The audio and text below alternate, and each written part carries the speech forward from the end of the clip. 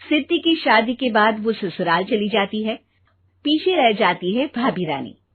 सिद्धि के ससुराल जाते ही भाभी कहती है, अरे वाह जी वाह, सारे कपड़े मेरे। हाय रे पैंट, अरे वाह वाह, मजा आ जाएगा। अरे ये सिद्धि की अलमारी के सामने खड़े होकर क्या बड़बड़ा रही है?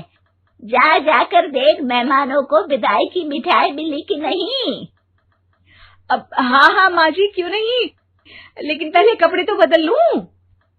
अब रानी आ जाती है सिद्धि के उन कपड़ों में जो वो ससुराल जाने से पहले घर छोड़ जाती है।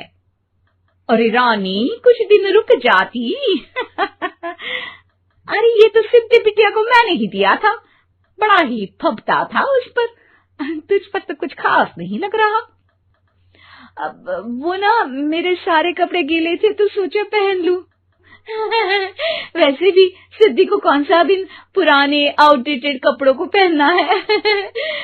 वैसे भी ये सूट तो मैंने तभी पहना था, वैसे खास है भी नहीं ये।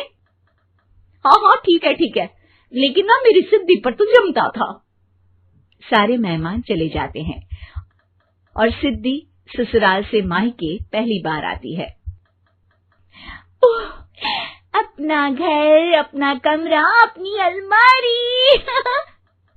ये बोलकर जैसे ही सिद्धि अलमारी खोलती है तो सामने उसके कपड़ों की जगह कुछ और ही रखा होता है। माँ, ओ माँ, जरा कमरे में तो आना। सास और रानी वहां पहुंच जाते हैं। रानी ने पहनी होती है सिद्धि की जींस और टी शर्ट। अरे भाभी, ये क्या? ये तो मेरी बड़ी ही महंगी टी शर्ट है, इसे आपने घर में क्यों पहनी है? अरे बहुत मिलती है दीदी ये चौक की मार्केट में, 150 में। ओ भाभी प्लीज, ये एरोपोस्टल है, 2000 की एक टी शर्ट। ओहो, 2000 में तो दीदी 4 साड़ी आ जाए। अब क्या बोलूं? भाभी, ये मेरी अलमारी में छोटू के कपड़े, तो मेरे कपड़े कहाँ हैं? मेरी अलमारी में? अब दीदी आपको कौन से पुराने कपड़े पहनने थे? माना भाभी, लेकिन मैं जब घर आती तो यही सब पहनती ना।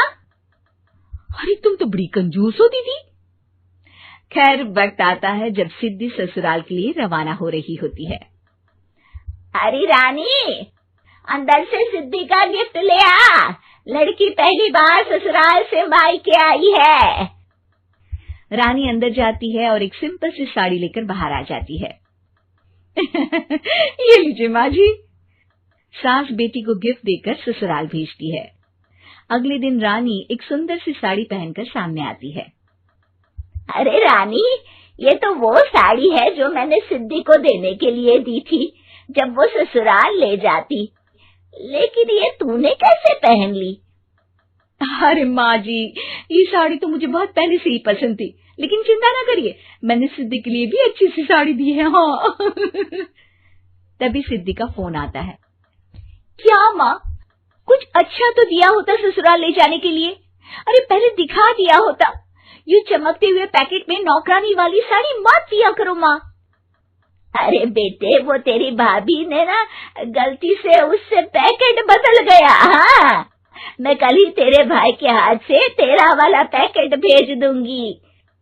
अरे रहने दो माँ, आई एम श्योर भाभी ने अभी वही साड़ी पहनी होगी जो तुमने मेरे लिए रखी थी। तुम तो समझ नहीं पाई उनको।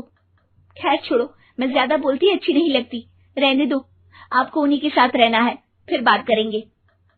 सास को रानी पर गुस्सा आ जाता है। वो उसके कमरे में जाती है जहाँ वो शादी का एल्बम देख रही होती है। रानी, मार्केट जाकर एक ऐसी ही साड़ी लेकर आ, कल प्रतीक जाकर सिद्धि के घर दे आएगा। अरे क्यों माँ जी, कितनी साड़ी देनी है दीदी को? यहाँ कोई सेल लगी है क्या? अरे चुप कर, मेरे बेटी के हिस्से की साड़ी खुद पहन ली, अब ज्यादा ज्ञान बांट रही है। एक दिन सिद्धि का फोन आता है। माँ, मेरी सास ने आप सबको खाने पर बुलाया है। सारे लोग सिद्धि के ससुराल पहुंचते हैं। खाना खाकर वो लोग निकल रहे होते हैं कि सिद्धि की सास सभी को गिफ्ट देती है। अरे बहन जी, बेटी के घर का खाना खा लिया, यही बहुत है जो आप ऊपर से गिफ्ट भी दे रही है।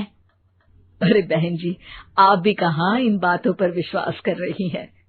सास सभी को गिफ्ट देती है, लेकिन रानी को जो साड़ी देती है वो अजीब सी हरे रंग की लाल रंग के बड़ी छाप वाली होती है। अरे छी छी, ये कौन पहनेगा? सासू माँ को तो जरी वाली इतनी सुंदर और मेरे लिए ये नौकरानी वाली।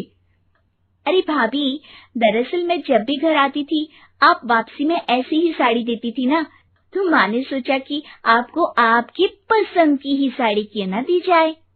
बेचारी रानी, बोलती भी तो क्या। सिद्धि और सास रानी का चेहरा देखकर हंसने लगती है, तो रानी समझ जाती है कि अपने ही बिछाए जाल में वो फंस चुकी है।